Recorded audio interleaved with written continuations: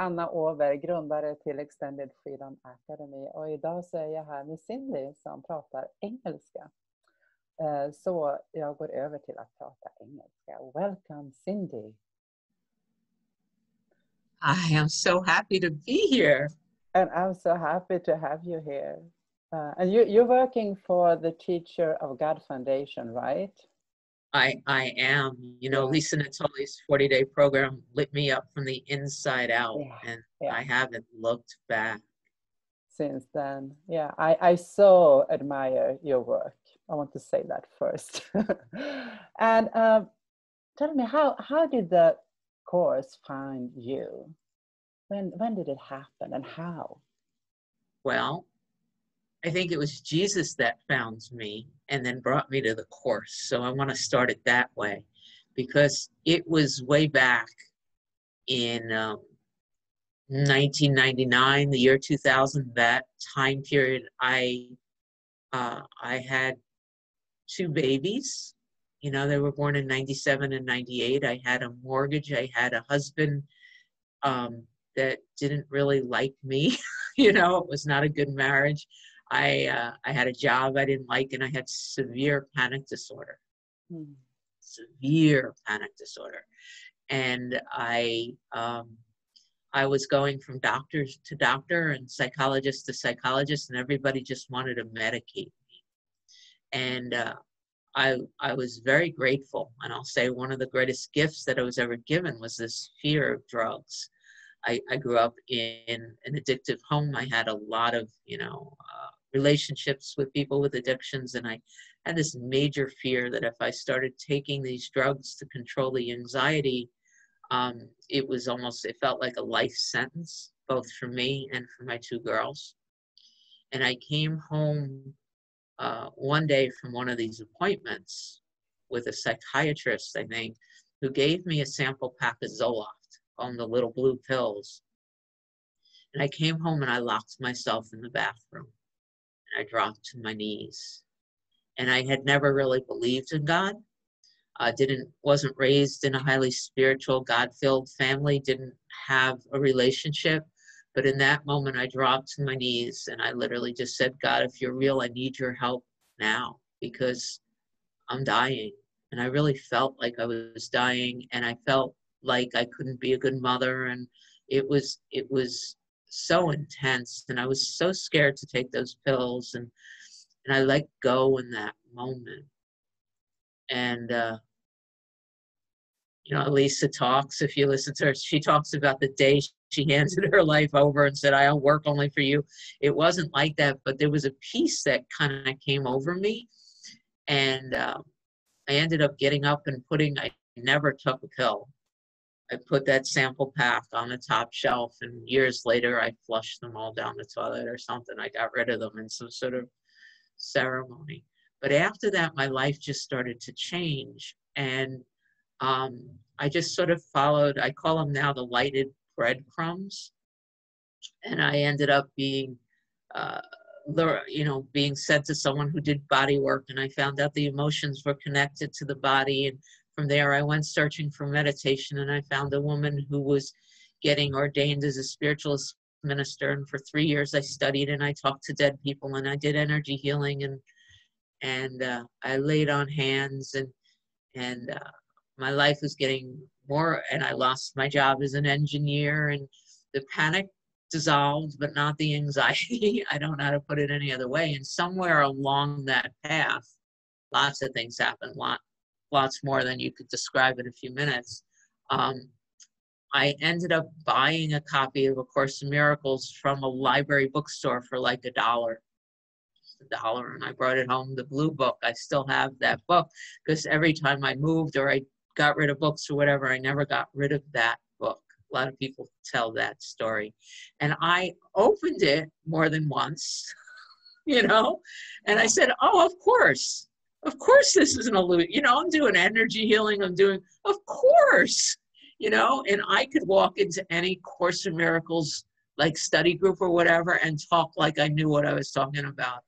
It's one of we all have our geniuses, and teaching is one of mine, even when you're making it up. I don't know. So I always felt comfortable, but I didn't do the work. But I carried the book with me, and lots of things happened. The divorce happened. Lots of illnesses came and went. I had a website. I had a list of 100,000 people. A lot of amazing things happened in my life that I can't describe. And at the end of 2017, I wrote to my list. I had a mailing list of about 20,000 people, and I wrote to them and I said, I am going to make 2018 the year of the miracle. I didn't know what that meant, but first thing that happened after I wrote that is I found the blue book, you know, and I just opened it up. And within a couple of days, somebody emailed me and said, well, if you're going to make 2018 the year of the miracle, you have to do Lisa Natoli's 40-day. It's free. And something lit up. And I had already known to follow things that light up. So I Googled her. I signed up for the 40-day program. I felt the transformation immediately. I was knee-deep in doing the 40-day program, doing the workbook lessons, really for the first time, reading the text. I did all of that in 2018. Read through the text, did the workbook lessons. I went right from the 40-day into the Teachers of God Living in Purpose Mastery program. I started teaching in the Living in Purpose Mastery. Like I started that in March. By August, I started teaching in the monthly calls.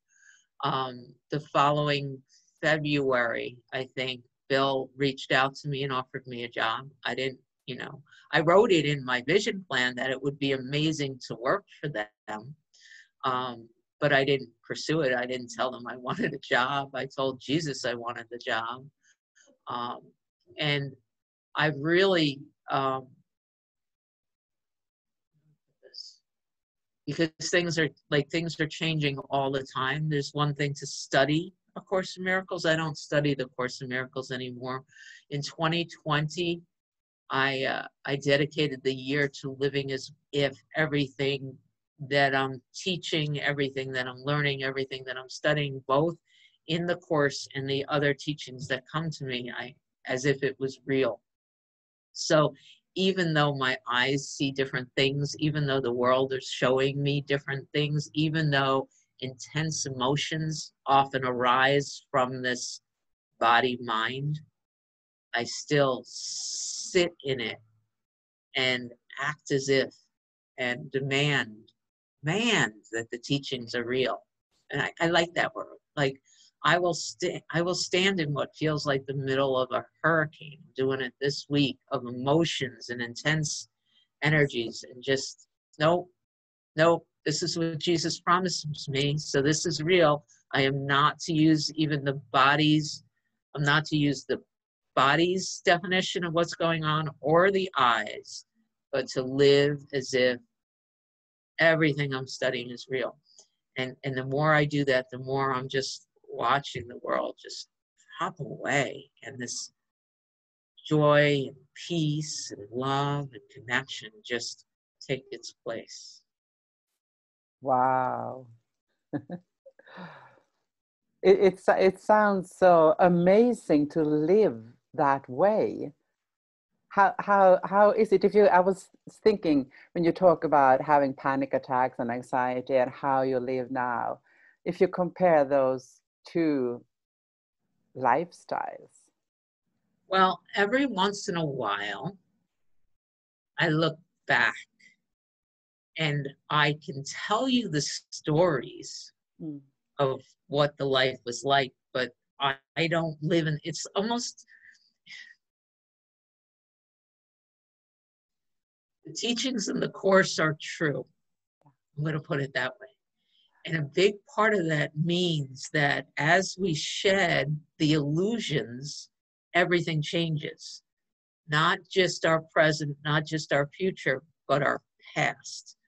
So the being that lived then doesn't exist anymore. So I can tell you what happened. I can introduce you to people who knew me then.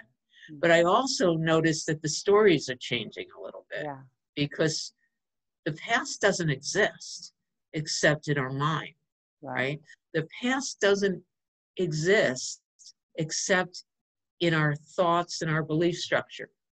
So as our thoughts and our belief structure shift and change, the only part of my past that remains is, well, there's two parts of my past really that remain.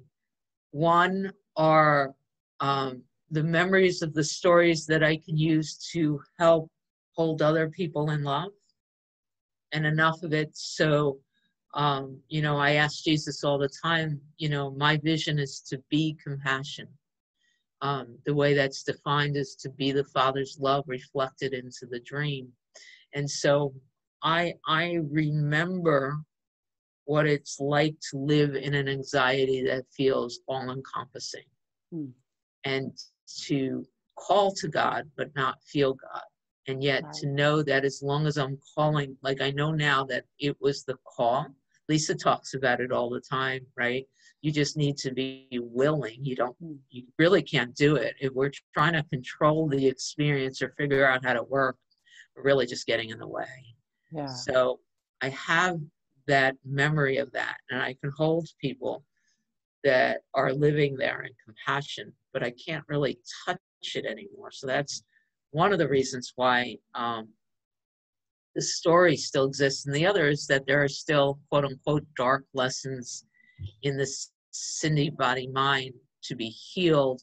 I'm still in a physical body, so there are still some root belief structures around unworthiness or betrayal or abandonment or whatever they are that are moving through this beautiful vessel to be healed. And so when they come up to be healed, they often bring memories that maybe I stuffed instead of processed yet to come up to be healed. Other than that, the past doesn't really, it doesn't hold much interest to me. This is a really interesting conversation, because I have started to feel, it feels confusing with the past. I can relate to that it's changing, and I feel confused because I don't relate to the past as I used to. That's a very good thing. Yeah, and I feel a little bit nauseous, like I want to throw up because it's I have experiences where I literally have to stop. Exactly. And this is really now, and go lay down, and I just the key is to not try to control it. So I don't get the nausea because I acknowledge that what's happening is the world is changing through me. Yeah. So I lay down and pretend it's an amusement park ride and just allow things to spin without, you know, the Course Jesus teaches us we need do nothing, ... but not interfere. You know, you and I have both asked for the awakening, so the awakening is happening. Yeah. When the nausea hits, when the confusion hits, when the pain hits, it really just is an indication of those blocks to love's presence. And when we step back and say thank you, I was writing about it in my contemplation this morning. When the pain hits now, I don't try to fix it. I literally just say thank you, because it's just the next layer that gets to be healed. And when I get out of the way and rest in God's presence, I can watch the healing. And sometimes the body, because literally those blocks are, you know, the physical form in the dream is real, right? And it's holding these memories. And so when they come up, and we don't try to fix the body, we don't look for the physical cause of the illness when they come up, but instead acknowledge that this is the potential for another layer to be released, not for us, but for the world. And we could just really sit and look at it as an amusement ride almost, and let the bed spin or the world tilt. X number of months ago, I think it was 3 or 4 months ago, I literally had this vertigo that lasted about 2 weeks. I wouldn't drive the car. Exactly. It would be like this. Yeah. And the key was I just didn't drive the car. Yeah. But I could still be with Jesus. I was still able to do the Zoom calls. It only came up when I was teaching, when there was a reason for it. And I decided to I just enjoyed the ride. I didn't suffer through it because I knew it was just the body. It was just, the Holy Spirit taking me to the next step. Mm. Does that make sense? It totally makes sense. And I still have a little bit of fear around it. I'm at the same time as I get a little bit afraid, I understand that it's the next level. but then it feels like, oh shit. And I don't like it. I don't like amusement parks. Well, let's see if this reframe can help you and anyone else going through this. I think it can. Okay. So who you are in truth is love. Yeah. Right? Who you are in truth is love. You're a big fan of Lisa in the 40 Days, so you know that love and fear can never sit in the same place. Okay? So who you are can never be afraid. The Anna Dream character has an ego, and the ego can be afraid. Yeah. So one of the things that just happened for me in the last couple of weeks is I talked to Jesus and said, okay, I get it. I'm not going to be afraid of fear anymore. Yeah. So I'm not going to try to fix the fear. And when the fear comes up, I smile at it and say, thank you. And even though it still feels like Cyndi sometimes, I know it's not me.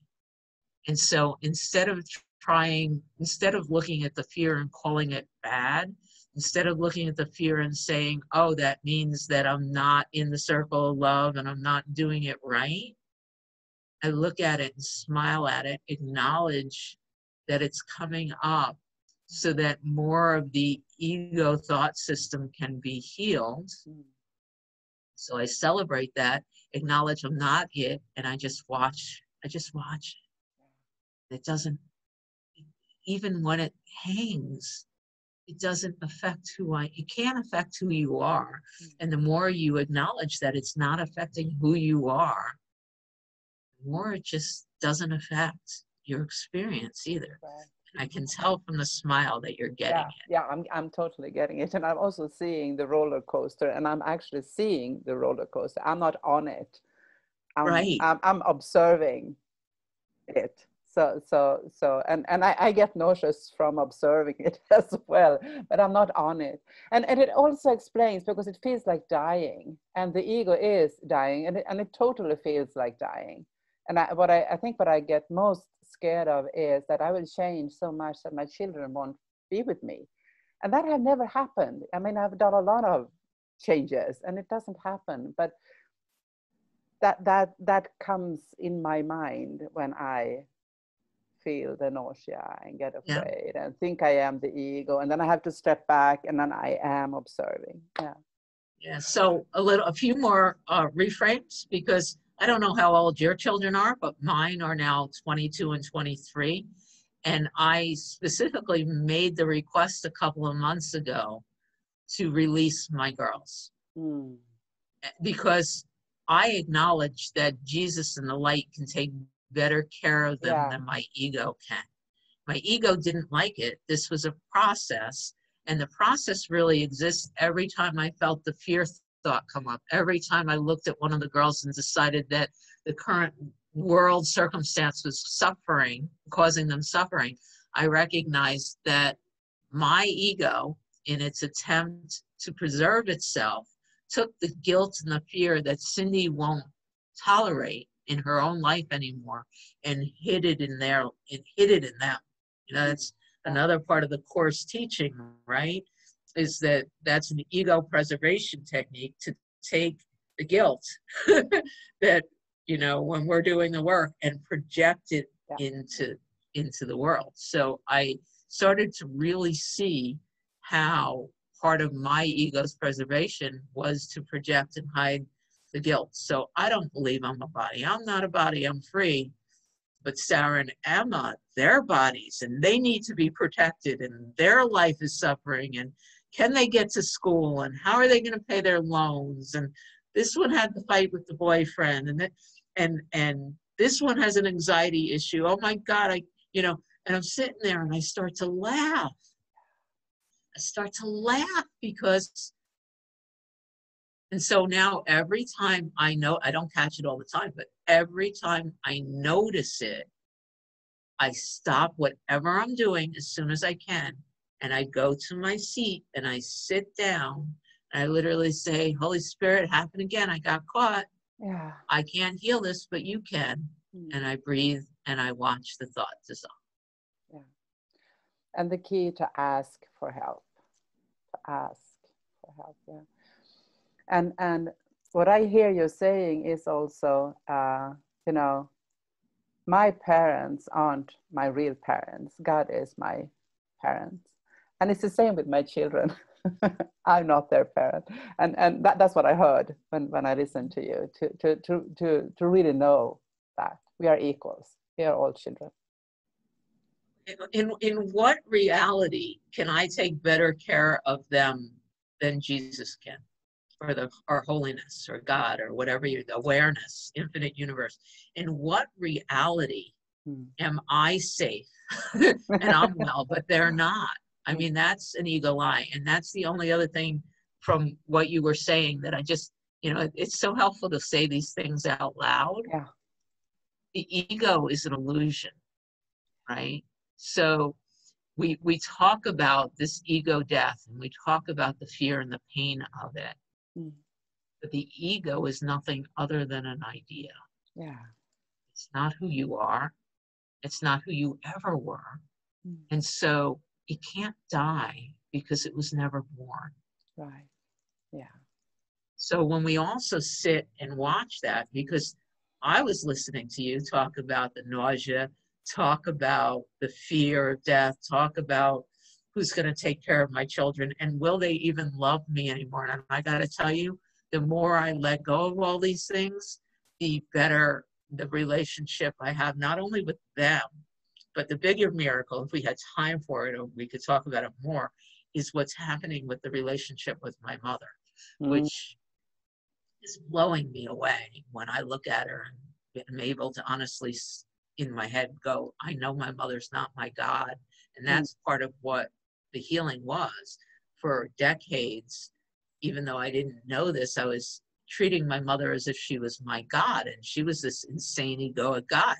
How do you can never please an ego God. And when I was able to look at her and say, everything I do now, I do for God and for the love of God, and because of that, I love you more than I've ever loved you before. And even though she doesn't even believe in God, our relationship was healed in that moment. I realized that as a mother, that sort of relationship exists in the other direction, where there's an egoic belief that I am their God, that their happiness depends on what I'm doing for them or who I am. And that's not true. No, that is not true. And I have the same experience, that when I penetrate the fear and I am on the other side, when I am love, the relationships, all of them are better. Yeah, I just forget it when I am leveling in this game. Right, so I'm going to correct you again, because that's where I am. Yes. Who you are never forgets. Who you are is always love. Right. Who you are is always joy. Who you are, in truth, is always peace. There is a story that arises. So who you are also never forgets. You're just moving in and out of the character. Right. But when you're in the character may forget. Yeah. But you don't. Right. It's always there. Who I am, the true me, is always there, and have always been, and will always be. So when you, even before you have the experience of that, if you take on the script, if you begin to speak the words, more and more you will see it as the truth. I can feel the peace immediately when you say that. Immediately, yeah. So let's end with an advice for people who have just found A Course in Miracles. What would your advice be? How to start doing the lessons or read the text or whatever? How to manage? Well, you know, it's so interesting because I sit, and I'm so grateful that you said you felt the peace. Yeah. Because I hand all conversations over, and we didn't do that formally. I usually do it formally. So it's not me, it's the Holy Spirit that is in all of us, that extends out and creates the peace. That's number one. Number two, I'm very inspired to say that if the Course is calling you, and if you're listening to this, chances are the Course is calling you. There are other ways to awaken. The first thing I would do is just take that breath and simply ask yourself, what is it do you want? What is it do you want? Do you want the world that you've been living in that has problems to solve, that is filled with fear and anxiety? Do you want this world where people are born and then they get sick and they grow old and they die? Do you want a world where all you see is chaos? Or are you ready to know the truth? The truth that regardless of whether or not you believe it or not, you are love. You are joy. God has never left us, never will. What we are is an extension of love, which is God. And as that, when we all choose to be that and extend together, that's my prayer, that anyone who hears my voice is touched and activated into the truth. If you're willing to take your place to extend the love and join the love and awaken this world from a dream of chaos into peace, you don't have to do anything but choose, purchase a copy of the Course, open it, and begin. Lisa always just says, buy the Course, open it, read, do what it says. The less you think about it, the less you try to understand it, the better. Just do it. Beautiful. I love you, Anna. I love you too. Thank you so much. Thank you.